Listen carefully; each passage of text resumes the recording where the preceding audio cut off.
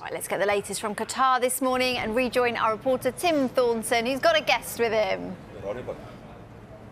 Yeah, got a very, very special guest today. Don't forget the Netherlands play later as well. Rangers have just appointed a new manager. We've got a former Rangers player, a man who's played in 2 World Cups for the Netherlands. Ronald de Boer is with us on the show today. Thank you for having me. Absolute pleasure to have you with us. Let's start then with the Netherlands in a really good position in the group. What have you made of the performances so far? No, you just mentioned it. Good in position, but if we talk about the game itself, was quite a poor performance from the Dutch side against Senegal.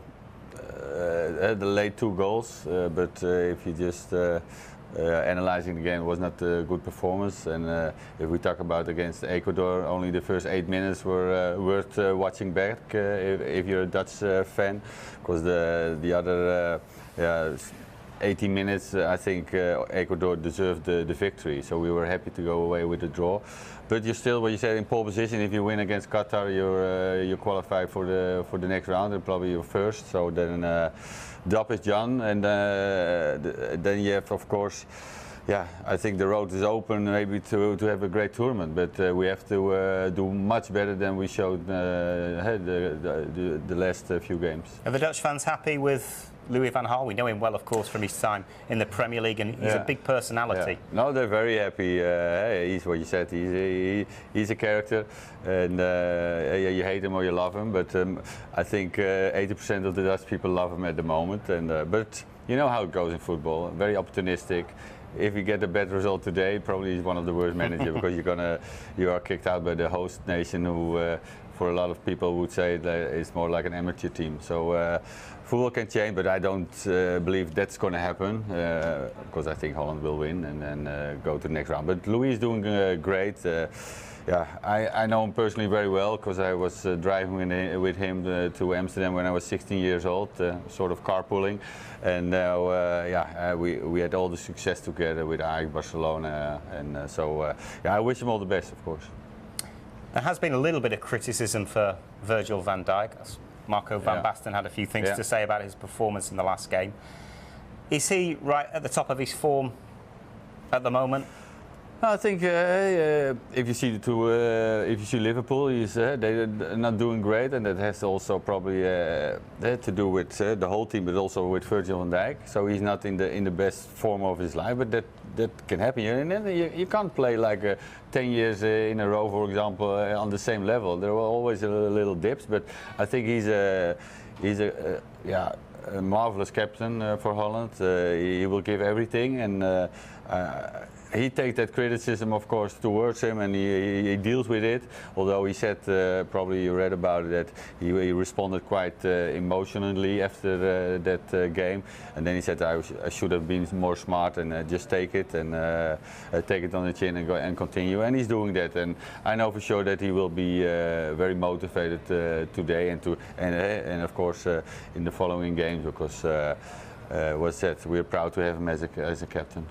Cody Gakpo, a player that's been linked with lots of Premier League clubs, Manchester United, Leeds, Southampton. How good is he? Will we see him in the Premier League? Can he be a star in this tournament? Yeah, I mean, there will always be those kinds of players that, like Kudus, also playing in Holland, by the way, but from Ghana. Everybody talks about him, and now Gakpo the same.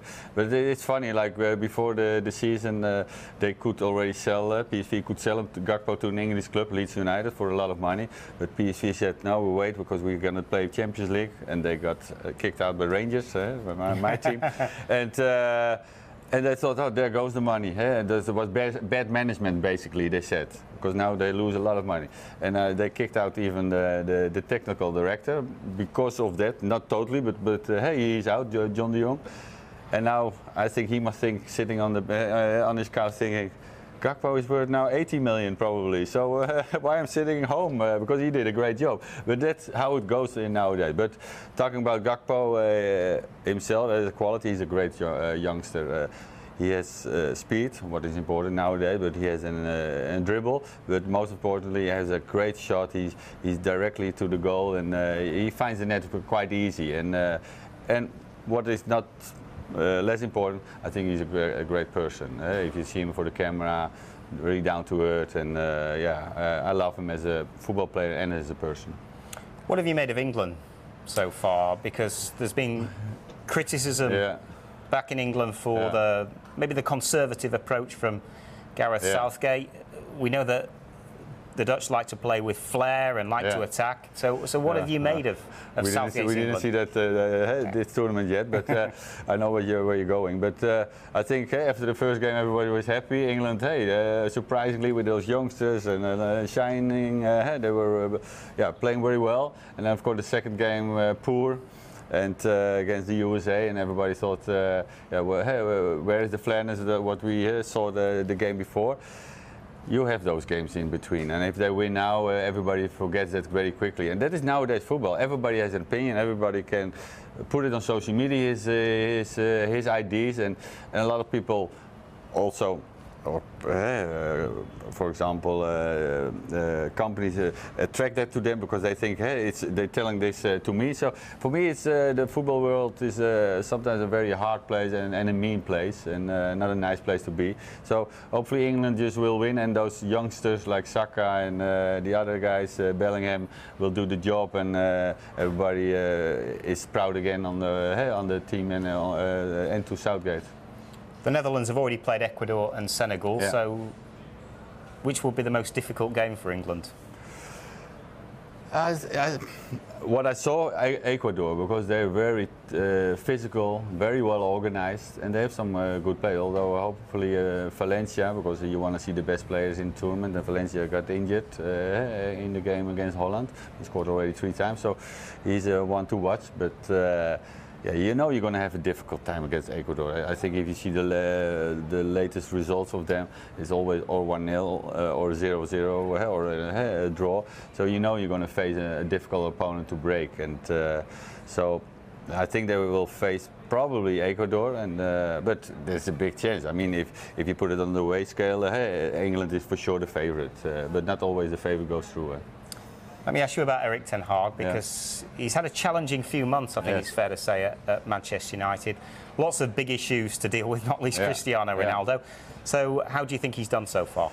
I think he did marvellous. I mean, you can imagine, we're talking about the biggest league in the world, the pressure, everybody has a meaning about Man United, not only in England and not only in Man United, but in the whole world they're talking about this club, this magnitude. And I must say he's coping very well, and he had to make some decisions, and I think if you look just from the outside, I think they're starting to play better, and I think give him time, because what we've seen in Holland, in Ajax, he had also in the beginning a little bit of criticism. Because he comes from the east, and what kind of coach he is, because probably he's not has the flair as an Ajax manager. And when he walked away, everybody was very happy with him. He had a great 4 years at Ajax with an unbelievable amount of trophies. So give him time. I always say, look to Miguel Arteta.